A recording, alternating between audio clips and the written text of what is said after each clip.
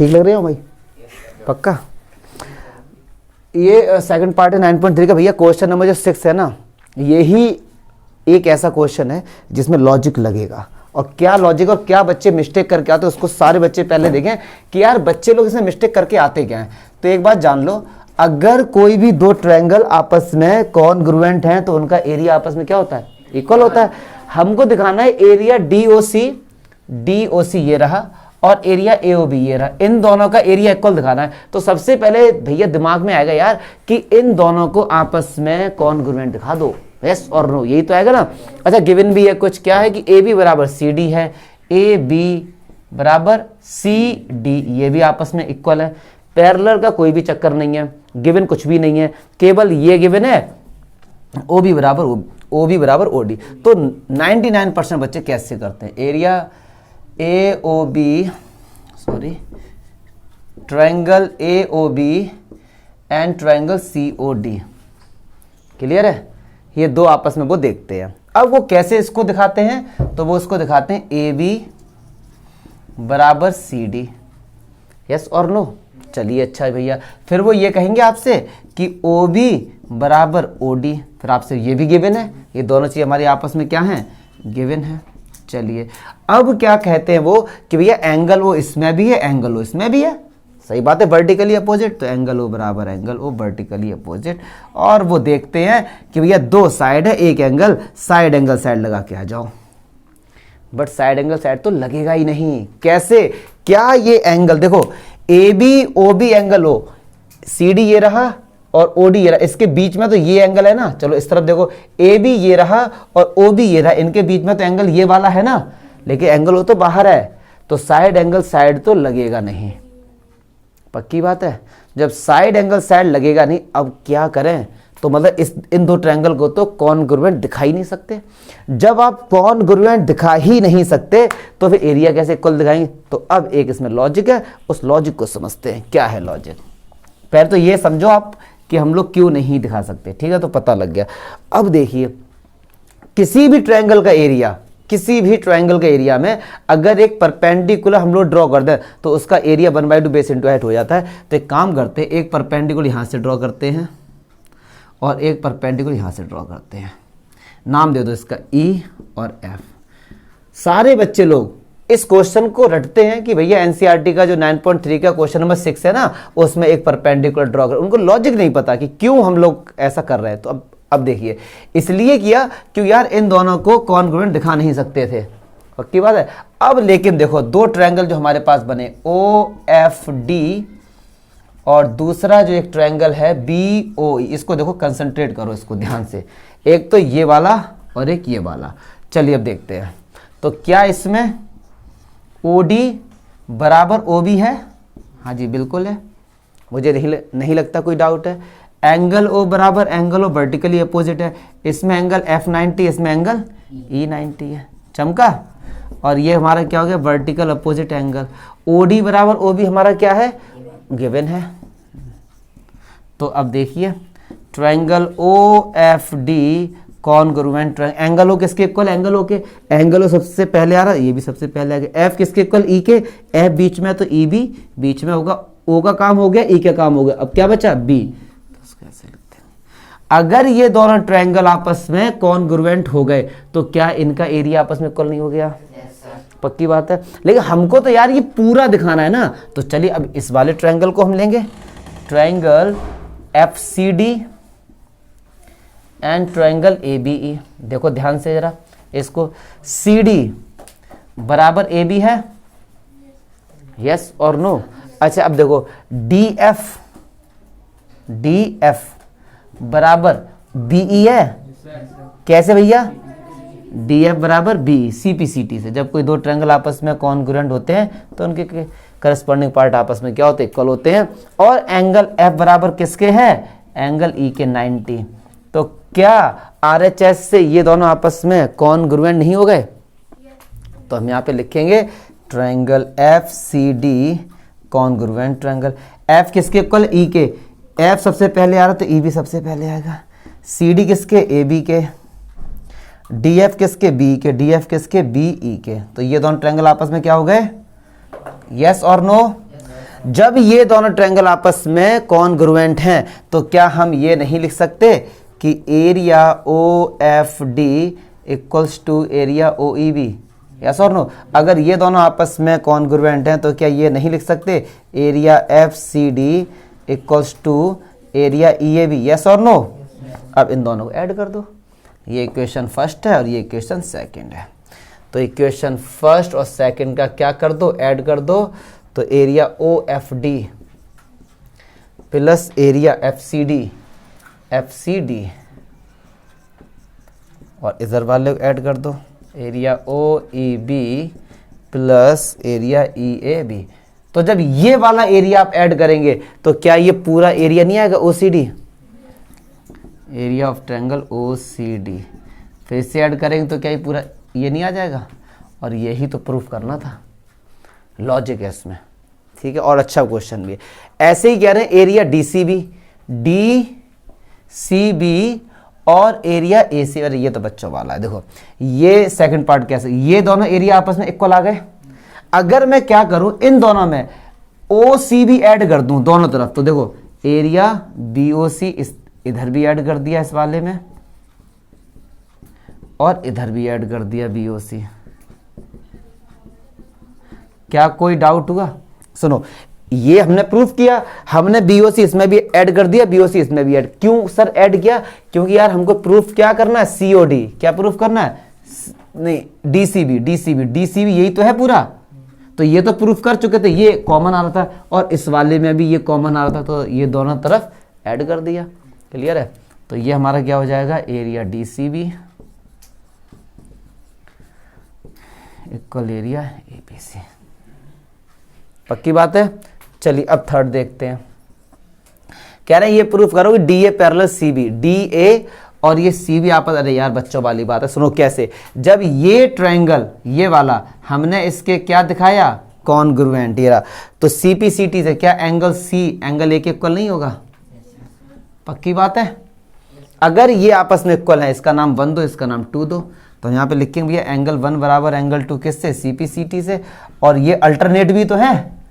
अगर ये दोनों आपस में इक्वल, तो ये तभी इक्वल होंगे जब सी डी और ए बी आपस में क्या होंगे, पैरेलल होंगे। और गिवन क्या है कि सी डी और ए बी आपस में इक्वल भी हैं। किसी भी क्वाड्रिलेटरल में अगर अपोजिट साइड इक्वल हैं और पैरेलल हैं तो वो क्या होता है, पैरेललोग्राम। तो ये क्या हो जाएगा, A B C D is चमका।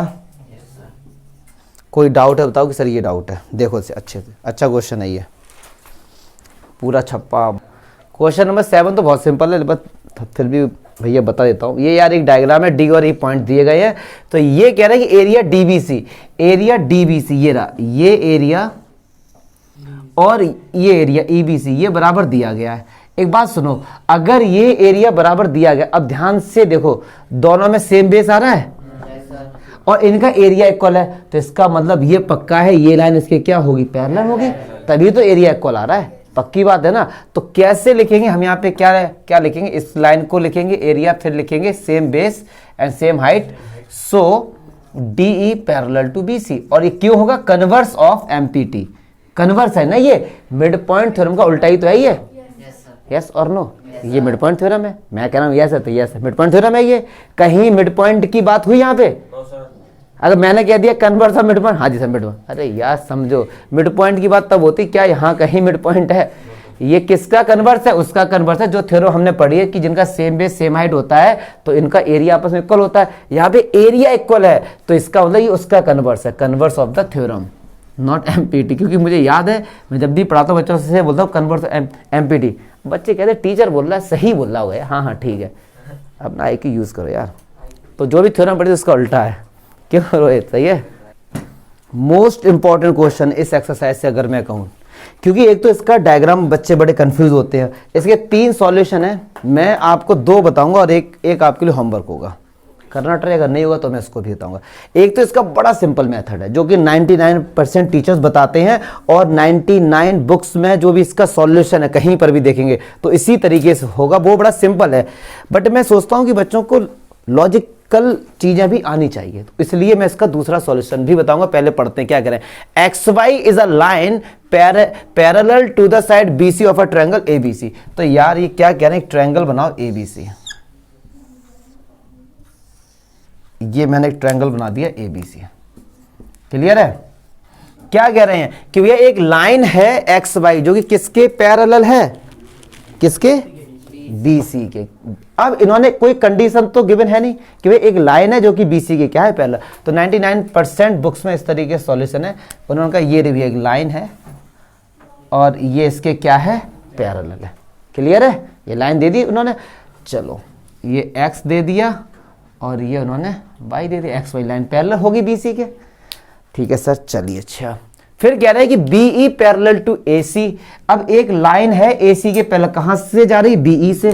तो मैंने कहा भैया लो ये रही, ये जो BE है किसके पैरेलल है, AC के, ऐसा गिवन है क्वेश्चन में। और CF पैरेलल है AB के, तो CF इस तरीके से हो गई, ये क्या पॉइंट हो गया, F हो गया। क्लियर है? अब हमसे बोला गया कि भैया एरिया ABE ये वाला और एरिया AC है, ये हमको आप कह रहे हैं ये बराबर था। बड़ा सिंपल है, 2-3 लाइन में आंसर आ जाएगा। ठीक है, देखते हैं। चलो अब एक बात बताइए, ये लाइन तो इसके क्या है, पैरेलल। तो ये वाली लाइन भी इसके पैरेलल है क्योंकि हमने कंस्ट्रक्ट किया है। तो क्या ये पैरेललोग्राम नहीं हो गया, और ये पैरेललोग्राम हो गया, तो ये इसका क्या हो गया, डायगोनल। तो इन दोनों का एरिया आपस में क्या होगा, इक्वल। मान लो ये x है तो ये भी x होगा एरिया। चलिए ये लाइन इसके क्या है, ये लाइन इसके क्या है, तो ये क्या हो गया, ये क्या हो गया इसका, ये x है तो ये दोनों बराबर हो गए, खत्म मामला, आंसर आ गया तुम्हारा। बस थोड़ा लिखने का बताओ, ये सबसे सिंपल है इसका। लेकिन ये हो गई रटने वाली बात। क्यों कि सर जो आपने XY लाइन पैरेलल ड्रॉ की वो A से ही क्यों, क्वेश्चन ये आना चाहिए। तो अभी पहले इसका लिख दूं फिर उसके बाद बताता हूं उसमें। ठीक है, तो हम यहाँ पे क्या लिखेंगे भैया कि जो BE है वो AC के पैरेलल है और जो BC है वो AE के पैरेलल है। क्लियर है? So EBCA is parallelogram, yes और नो। अगर ये पैरेललोग्राम है and AB is a diagonal of it, AB is a diagonal of its. Clear है? सो एरिया ABE इक्वल होगा एरिया ABC के, यस और नो। सिमिलरली ऐसे ही ABCF is also a parallelogram, yes और no. So area ABC equal होगा area ACF के। देखो ये एरिया ABC और ये एरिया ABC, तो क्या ये आपस में इक्वल नहीं होंगे, बिल्कुल इक्वल होंगे। तो from equation first and second area ABE equals area ACF हो गया भैया। ये सबसे सिंपल है और अभी ठीक है, इसमें कोई गलत नहीं क्योंकि हम ए से भी कंस्ट्रक्ट कर सकते हैं कि उन्होंने कुछ बोला तो है नहीं। तो ज्यादातर बच्चे इसी को ही करके आते क्योंकि ये सिंपल है, 4 नंबर का क्वेश्चन है और 4 लाइन में आंसर आ रहा है, तो ये बड़ा सिंपल मानते टीचर्स भी बच्चे भी। बट अब यार एक बच्चा ये कह रहा है कि सर XY जो लाइन पैरेलल है आपने ए से ही क्यों लिया, दिमाग में क्वेश्चन उसको कि हम सर ऐसे भी तो ले सकते हैं। देखो कैसे, मैं बताना चाह रहा हूं आपको। हट जा यार, इस तरीके से ये ट्रायंगल ABC है तो वो लाइन ऐसी भी तो ड्रॉ हो सकती है, यस और नो, पक्की बात है ना। और वो लाइन यहां भी ड्रॉ हो सकती है, वो लाइन ये कैसे भी तरीके से ड्रॉ हो सकती है। अब इस तरीके से बताऊंगा फिर देखो लॉजिक कितना बढ़ जाएगा। ये X और ये Y, ये पॉइंट क्या था हमारा, ये E था और ये F था। अब देखो सॉल्यूशन कैसा हो जाएगा, इसको तो लिख ही लोगे आप लोग, इसमें कुछ नहीं है। अब देखो अगर इस तरीके से हम करते हैं तो अब देखिए जरा इसका क्या, ये लाइन तो इसके क्या है, पैरेलल है, और जो BE है ये क्या है, इसके पैरेलल है, पक्की बात। अब ध्यान से समझेंगे, अब लॉजिक बढ़ेगा। हमको दिखाना क्या, ABE, तो ABE ट्रायंगल ये रहा और ACF ट्रायंगल ये रहा। हमको इन दोनों का तो एरिया इक्वल दिखाना है।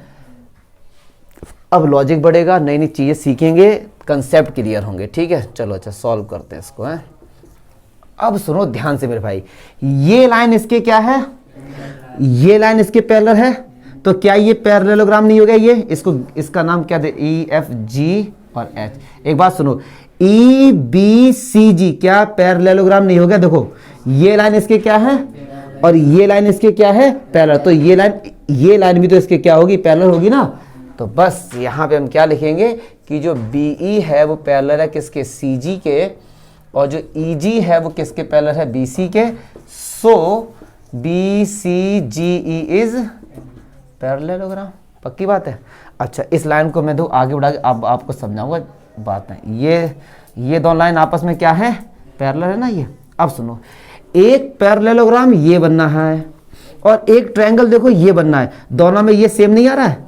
देखो देखो यार, ध्यान से देखो, इस पैरेललोग्राम का नाम रीड करो, BE आएगा।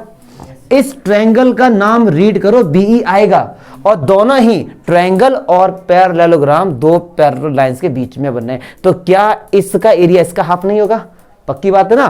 तो हम यहाँ पे क्या लिखेंगे, area ABE half area BCGE। चमका, डाउट है, पक्की बात ना। अब इस तरफ देखो, अब इस तरफ देखेंगे, ये जो लाइन है ये वाली लाइन इसके क्या है, पैरेलल, और ये वाली जो लाइन है इसके क्या है, तो क्या ये पैरेललोग्राम नहीं हो गया। और इस वाले ट्रायंगल को देखो जाए, ACF, जो CF दोनों में आ रही ना, पक्की बात है ना। तो हम यहाँ पे क्या लिखेंगे, सबसे पहले तो ये बता दो आप जरा क्या इनको, कि भैया जो BH है वो पैरेलल है CF के, और जो HF है वो पैरेलल है BC के। सो BCFH इज पैरेललोग्राम। चमका। तो अब यहाँ पे लिखो जरा, area AFC half area BCFH। Yes और नो, हमको दिखाने तो यही इक्वल है, यस और नो। अब जो दो ये पैरेललोग्राम है इनको देखो जरा, इनको देखो, BCGE और BCFH, दोनों में देखो BC कॉमन आ रहा है और दोनों ही पैरेललोग्राम इन दो पैरेलल लाइंस के बीच में है। तो हम यहाँ पे क्या लिखेंगे, area BCGE equal area BCFH। क्यों, same base same height. Clear है। तो अगर इन दोनों का एरिया आपस में इक्वल है, ये आपस में इक्वल हो गए, तो ये भी तो आपस में इक्वल होंगे, यस और नो। तो भाई इसको इक्वेशन थर्ड दे दो, करो बंद करो, ताला लगा दो बेटा, लिखो इसे साथ साथ। हाँ, from equation first second and third, तो क्या होगा, एरिया ABE हो गया सर। अब तीसरा लॉजिक क्या है, ये लाइन आप ऐसे लेना, घर पे आके ट्राई करेंगे। ये ट्रायंगल ABC है, ये लाइन कट नहीं कर रही, इस तरीके से जा रही है, ठीक है। अब लॉजिक और भी ज्यादा बढ़ेगा बेटा, इसमें तो और भी ज्यादा बढ़ेगा। ये XY हो गया, अब एक लाइन ये पैरेलल जा रही है और ये पैरेलल जा रही है, ठीक है सर। अब ABE ये दिखाना है और इन दोनों के एरिया को दिखाना होगा। अब लाइन कहने का मीनिंग है लाइन नीचे लेना है। कंसेप्ट क्लियर करो यार अपना, नंबर के पीछे मत भागो, नॉलेज होगी तो नंबर ऑटोमेटिक आएंगे तुम्हारे, ठीक है।